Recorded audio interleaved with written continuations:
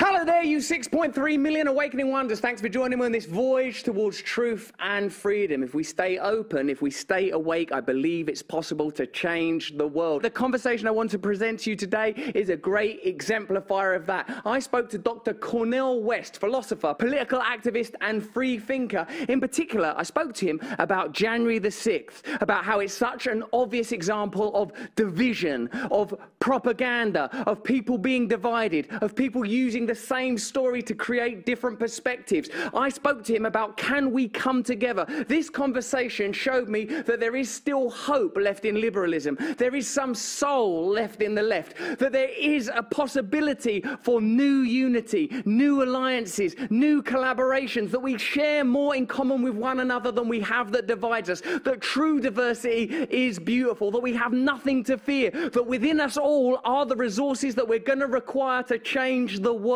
Stay to the end of the conversation. Let me know in the chat and the comments what you think about it, because I need to know who you want to see on this show and what questions you want to see asked, and more importantly, what questions you want to see answered. Been considering for a while that materialism, rationalism, and post-enlightenment values have led inexorably, even if inadvertently, to a state of nihilism such as you describe. That it's very difficult with populations of scale to instantiate a centralized set of values, ethics, and meaning, and it appears that this divisiveness that I feel that somehow the culture is benefiting from has become worse and worse in recent years. A few just like placeholder arguments to consider, Cornel, as we hopefully advance our conversation, sir, is my friend Adam Curtis, the documentary maker, who said no one ever made a left-wing case for Brexit. No one has, and I would add to that, no one has ever considered what the emotional timbre of Trump was, what it is that he reaches in people, what it is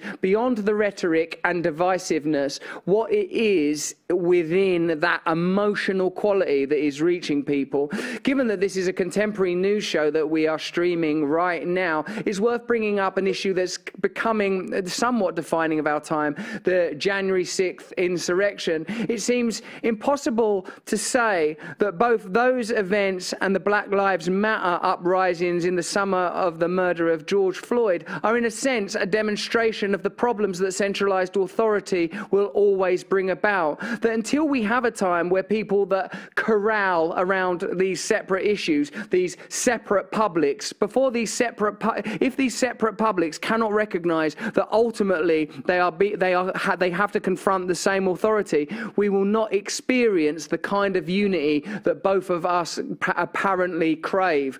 How do you think we have to frame the conversation, both for people on the neoliberal establishment left, but also for people that identify with patriotism and what are called these days right-wing politics, so that we can overcome and not only accept but love and embrace cultural difference in order to meaningfully confront these forms of centralized media, political, financial, and military authority that are thriving in this climate of division, sir?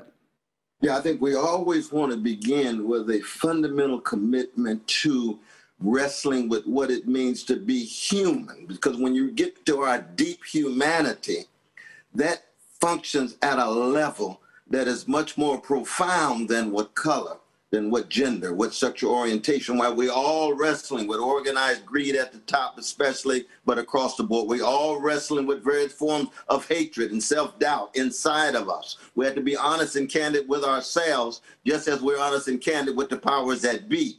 That's precisely what the legacy of the Martin Luther King Jr.'s and the Fannie Lou Hamers and the Ella Bakers and the John Coltrane's and the Aretha Franklin. And I was listening to a little Loose Ends, and I was listening to a little Soul to Soul for my British connection here. What? When you listen to that music, my brother, it touches your soul. The soul is always deeper than what color you are. It's deeper than your gender. That's why the arts become important. That's why you love Richard Pryor. That's why if Pryor was alive, he'd love you. He say, oh, this brother's the real thing. He's like George Carlin. He's telling the truth coming from his soul, but unique voice. Now, of course, the voice of black, the national anthem of black people is what? Lift every voice, not lift every echo. We're not going to be an extension of an echo chamber. Neo-fascist, right-wing, neoliberal Democratic Party, both of them not just inadequate, both of them are major obstacles at this point for the empowerment of everyday people. So that, again, the spiritual dimension, the moral sensitivity becomes important. And then, for example, when you go to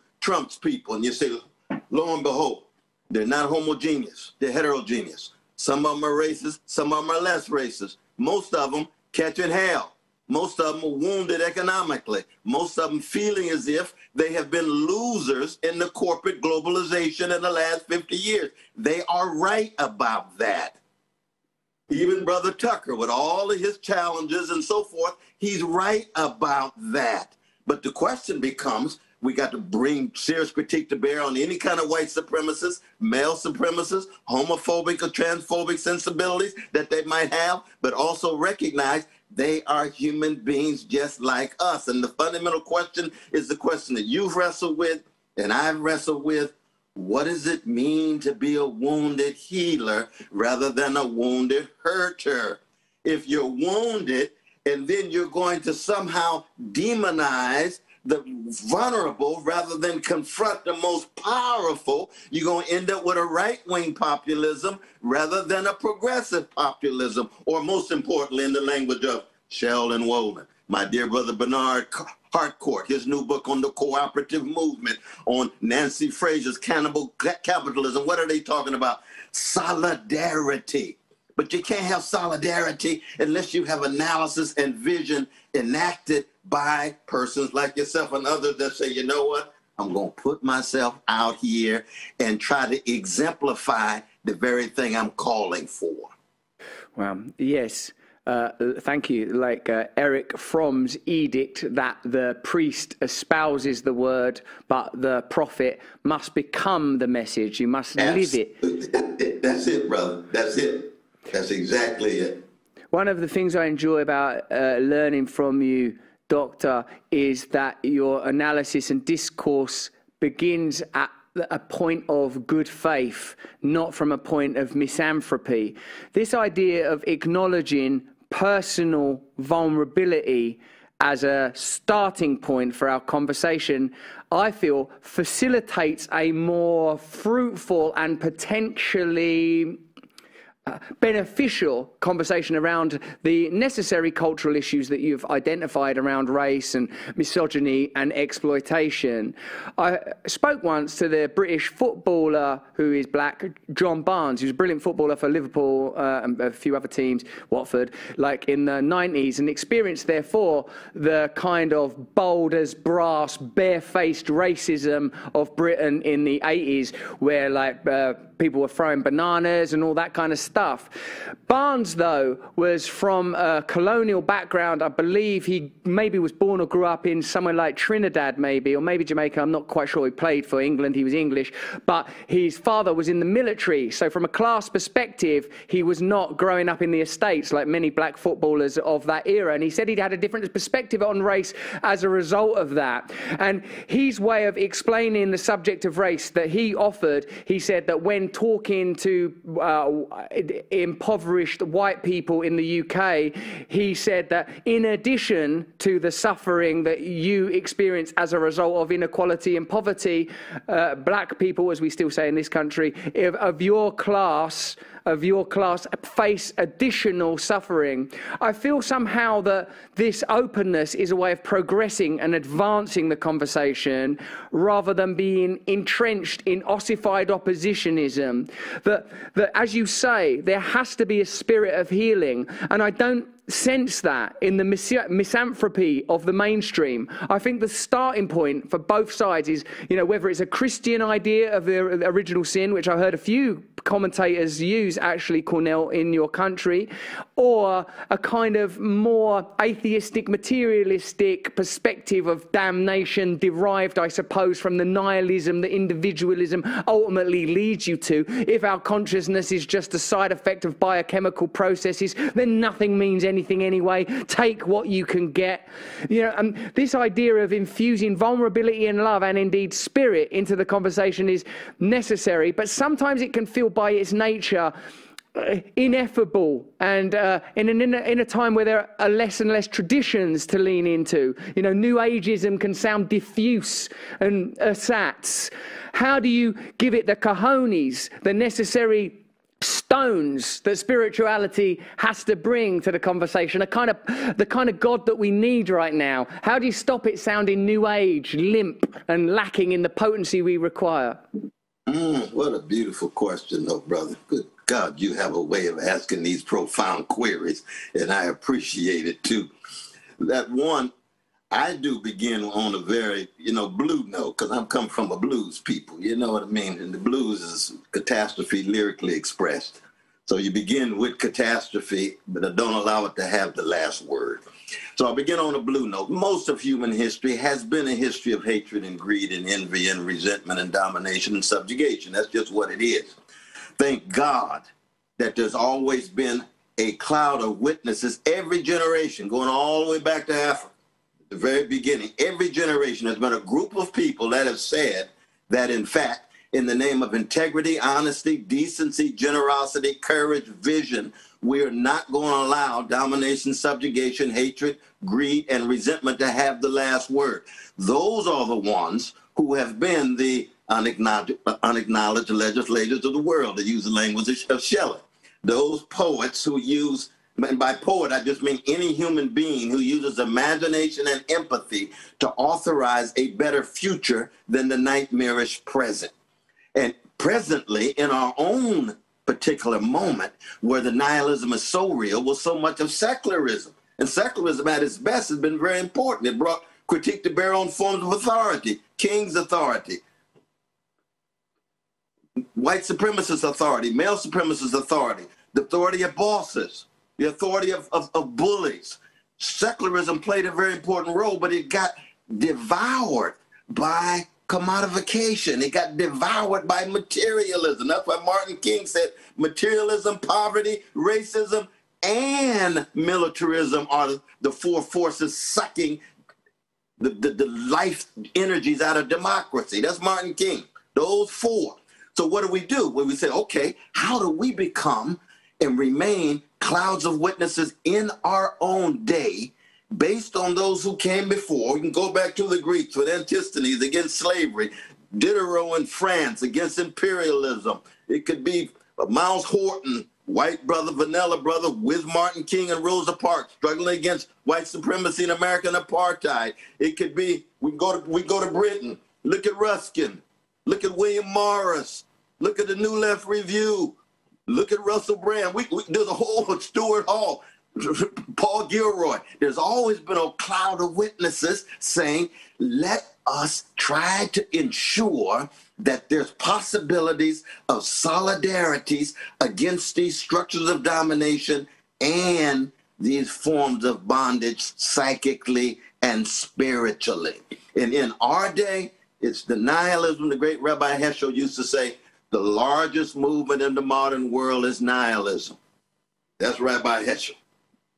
And what he meant by that is meaninglessness, hopelessness, lovelessness, touchlessness, all of the things that numb us, all of the things that reinforce callousness, all of the things that reinforce indifference. And indifference to evil is more insidious than evil itself. It becomes ways of life. So that what has happened, especially in the American empire, is the professional managerial class, which cuts across conservatives, liberals, right across the board. They are not only the winners, they have become so arrogant. They have become so condescending. They've become so haughty. In America, only 34% of Americans even go to college. So the vast majority never set foot in college, but corporate media is all professional managerial class. All the discourse is professional managerial class. So they live in a silo. It's a parochial context. It's a provincial circumstance, and they think that's the world. It's like thinking the university is the universe. Please get off the crack pipe. There's everyday people out there. There's ordinary people out there, and they're suffering. They have been the major losers across race, across gender, across region, and across national lines, because we know this is a global capitalist project that we're bringing critique to bear as it connects to American empire, Chinese empire, Russian empire, and so forth. And we have to be very honest about it. What I love about you, though, brother, is that you've tried to be morally consistent. That you can be in solidarity with the Ukrainian brothers and sisters and still have a critique of the U.S. empire vis-a-vis NATO and what the United States would do if missiles were in Mexico and Canada. You know, they would blow it to smithereens in a minute. And you say, oh, well, Putin's a gangster. Yes, he is a gangster, but American gangsterism is also part of the story. And the question is, how do you be consistent in that regard? Now, as you know, that's what got Brother Martin King in trouble. That's what got Dick Gregory in trouble. That's what got Mom Mabley in trouble. I'm thinking of the artists as well as the spokespersons. And you say, okay, bring the trouble on. That you come from Sister Barbara, your precious mother, strong as she can be. She brought in the world this young brother Russell, strong as he can be, up and down, on the mountaintop, in the valley, but still fortified, still ready, still humble, still learning, still growing, still maturing. I'm exactly the same thing. I come out of Irene, brother. That's my mama. Oh, yes. I'm still a cracked vessel trying to love my crooked neighbor with my crooked heart. Yes, I am. But most importantly, I want to be a force for good. Given all my crackness, I want to be a force for good. That's Russell too. Well, did you enjoy that conversation? If you want to see more stuff like that, you can join me every day on Rumble. Have a look. We are available at these times, continually broadcasting, continually looking for new alliances. Join us every day. Be part of the solution. Be part of this movement, whoever you are, wherever you are welcome. Redemption is possible. Glory will be upon us. Thanks for watching the show. Stay free. All right. The beginning bit of the pandemic, it was like really nice. It was about a month where it was like a free holiday, and I thought this is going to be beautiful. That spirit didn't last that long, did it? You won't get addicted to that. You take it in a jungle. I'm not going to not get addicted to something just because there's a toucan nearby. You should not let your children look at screens. Now I've got them, I'm like, oh, stick Netflix on and give it a Rolo, will ya? That clip was from my new special, Brandemic, only available on Locals. You can buy the special for $20 or you can become a member of our community to get both the special and all my Locals content for one whole year.